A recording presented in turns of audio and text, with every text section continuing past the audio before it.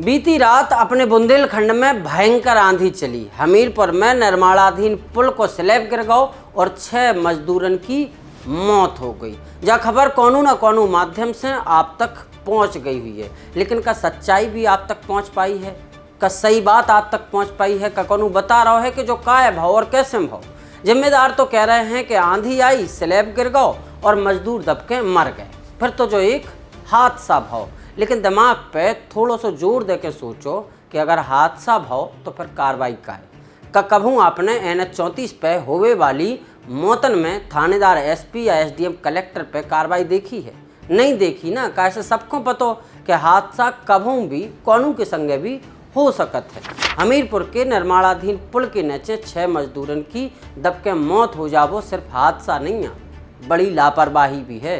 और यही वजह है कि उत्तर प्रदेश सेतु निगम के जो MD हैं उनने सहायक अभियंता गजेंद्र कुमार चौधरी को तत्काल प्रभाव से निलंबित करता है। संगे संगे ये पूरे मामला में अन्य लोगों के ऊपर भी विभागीय कार्रवाई की बातें कही जा रही हैं, लेकिन इसके बाद भी जिम्मेदारी को सिर्फ हादसा ही मान रहे हैं।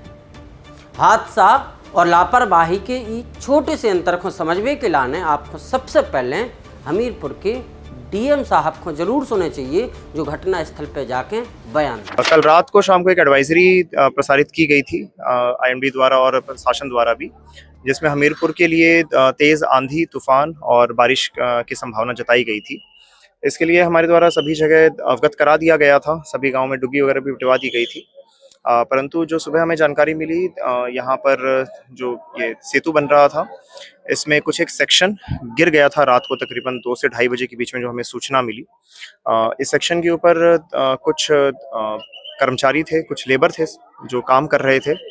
उसमें से कुछ लेबर, जो हमें अभी तक जानकारी मिल पाई है, उसमें से कुछ लेबर बरसात से बचने के लिए नीचे एक हाइड्रा मशीन थी उसके छांव में थे, और एक सेक्शन गिर जाने की वजह से उस समय उन पर गिर गया ये, और 6 लोग की दबने के हमें जानकारी प्राप्त हुई है।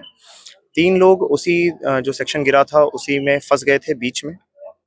आज अभी तकरीबन 8:30 बजे जो 3 लोग फंसे थे उनको रेस्क्यू कर लिया गया है।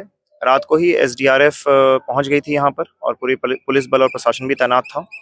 जो 6 लोग हैं उसमें से 2 की बॉडीज को निकाल लिया गया है, अभी बाकी का ऑपरेशन अभी चल रहा है। सुनिए, आपने साहब कह रहे हैं कि शाम को ही जिला प्रशासन द्वारा एक एडवाइजरी जारी कर दी गई थी। जी मैं हमीरपुर में तेज आंधी, तूफान और बारिश की संभावना जताई गई थी। DM साहब जा भी कह रहे हैं कि उनकी तरफ से सब लोगों को इसकी जानकारी दे दी गई थी। इतने तक कि गांव-गांव में इको लेके डुगडुगी भी पिटवा दी गई थी, लेकिन शायद जौन पुल को स्लैब गिरो है वो हमीरपुर की सीमा से गायब है। तो यही से ना तो DM साहब द्वारा गांव-गांव पिटवाई गई डुगडुगी की आवाज़ तक पहुंची और ना तेज आंधी, तूफान और बारिश को कोनू मैसेज या कोनू सूचना तक पहुंची। DM साहब को छोड़ो, मोबाइल पे जो हर घंटा 2 घंटा में अलर्ट आ रहा ना, वो भी इन जिम्मेदारन तक नहीं पहुंच पाओ है। सोचो, अगर आपको पता हो कि जा चीज़ खावे से सामने वालों मर सकत है, फिर भी आप उखों बाचीज खुआ दो, तो फिर इखों आप का क्यों? हादसा या हत्या? हमीरपुर के निर्माणाधीन पुल हादसा में 6 मजदूरन की मौत के पहले भी कछु ऐसा ही भाव। एक तरफ जिला प्रशासन आंधी, तूफान और भारी बारिश की चेतावनी जारी कर रहा हो तो वहीं दूसरी तरफ तक के जिम्मेदार मजदूरन से रात में पुल के ऊपर काम करवा रहे थे।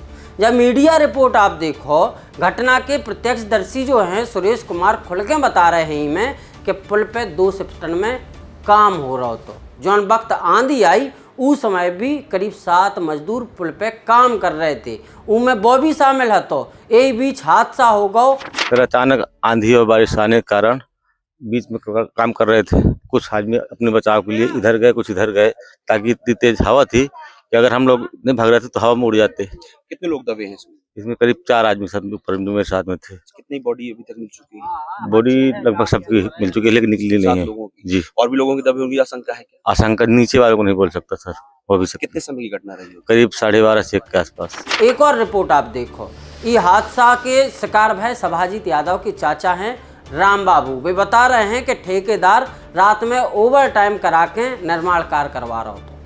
रात में ही नहीं, मजदूर काम करते थे। काम के दौरान अचानक तेज तूफान आ गयो। इस दौरान निर्माणाधीन ढांचा गिर गयो और कई मजदूर उसकी चपेट में आ गए। गांव के 3 लोग उते काम कर रहे थे। इनमें से बताई जा रही है कि एक व्यक्ति को अनु तरीका से बच गयो। वो इन्हें फोन करके इसकी जानकारी दी कि सवाजीत मलबे में दबके मर गयो। इतने तक कि हमीरपुर नगर पालिका के चेयरमैन कुलदीप निषाद ने भी खुल के लापरवाही के आरोप लगाए हैं। कही है कि मौसम विभाग ने तेज आंधी और तूफान को जब अलर्ट और एडवाइजरी जारी करी थी, लेकिन इसके बाद भी मजदूरन से रात में काम करवाओ जा रहा था।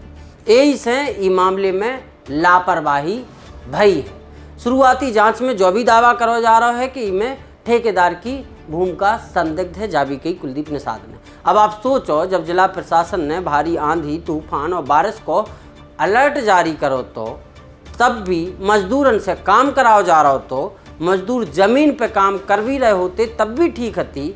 लेकिन दावा है कि 7 मजदूर हवा में यानी कि पुल के ऊपर काम कर रहे थे, वो भी रात के समय में। कछु मजदूरन के नीचे लेटे हुए की भी खबरें सामने आई हैं। लेकिन जो मजदूर हादसे के शिकार भय हैं वे को हते, ऊपर वाले या नीचे सोवे वाले? सवाल मजदूरन से जुड़ो है, जवाब शायद ही को देवे। खैर, ये घटना के बाद मुख्यमंत्री योगी आदित्यनाथ और उप मुख्यमंत्री केशव प्रसाद मौर्य ने अपनी संवेदनाएं व्यक्त करी हैं।